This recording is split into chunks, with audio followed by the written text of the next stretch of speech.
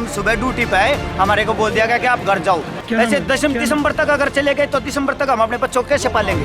पूरे देश में लॉकडाउन के चलते सरकार सरकारी और प्राइवेट सेक्टर के मालिकों से लगातार अपील कर रही है कि वो किसी भी कर्मचारी को काम से ना निकालें, लेकिन इसके बावजूद सोनीपत नगर निगम में ठेके पर लगे 180 सफाई कर्मचारियों को काम से निकाल दिया।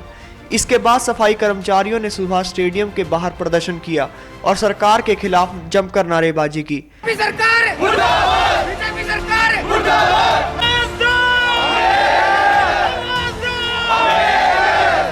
आपको बता दें, ये सभी सफाई कर्मचारी सोनीपत में लॉकडाउन के चलते कोरोना योद्धा बने हुए थे और आज इनको सरकारी टेंडर खत्म होने के चलते काम से निकाल दिया। कर्मचारियों ने कहा कि उन्हें बिना किसी नोटिस के चलते नौकरी से निकाल दिया है। अब वे अपने परिवार का पेट कैसे पालेंगे? सर, हमें बगैर नोटिस दिए ना कोई इतला दी गई, ना कोई कुछ भी नहीं। हमारे को ये बताया गया कि हम सुबह ड्यूटी पे आए, हमारे को बोल दिया गया कि आप घर जाओ। हमने पूछा सर घर क्यों जाएं?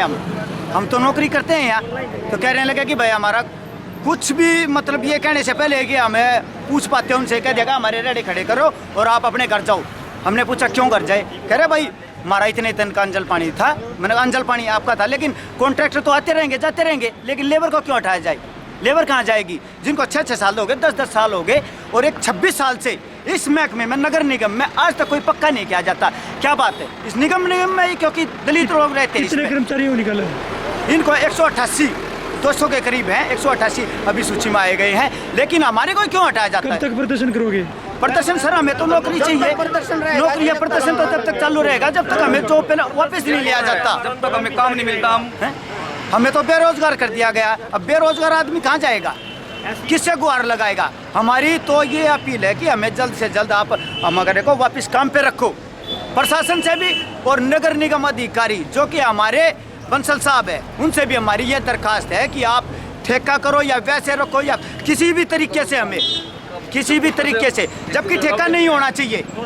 ऊपर प्रशासन से ये अपील थी कि प्रशासन ने कहा था अब की बार कॉन्ट्रैक्ट जो भी खत्म होगा उसके बाद ठेका नहीं होगा। उसके बाद भी कहा जाता है कि ठेका होगा। चलो कोई किसी अधिकारी से मिले हो?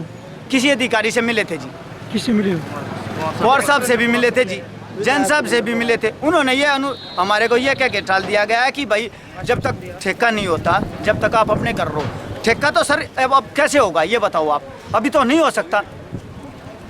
ऐसे 10 दिसंबर तक अगर चले गए तो दिसंबर तक हम अपने बच्चों को कैसे पालेंगे?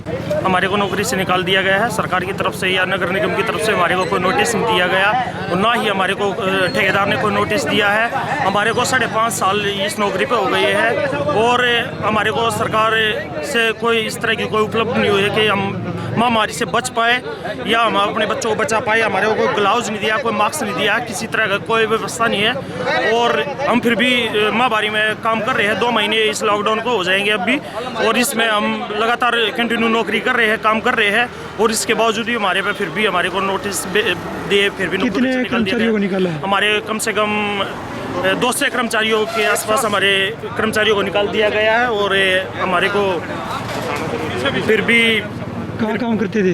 हम यही सोनीपत में काम करते थे। किस चीज़ का?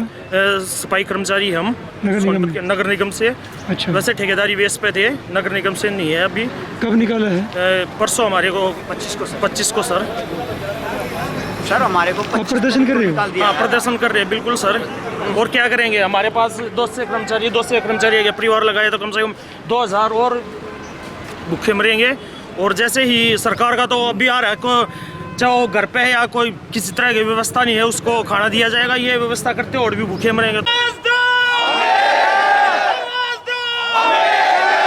बीजेपी सरकार! बीजेपी सरकार!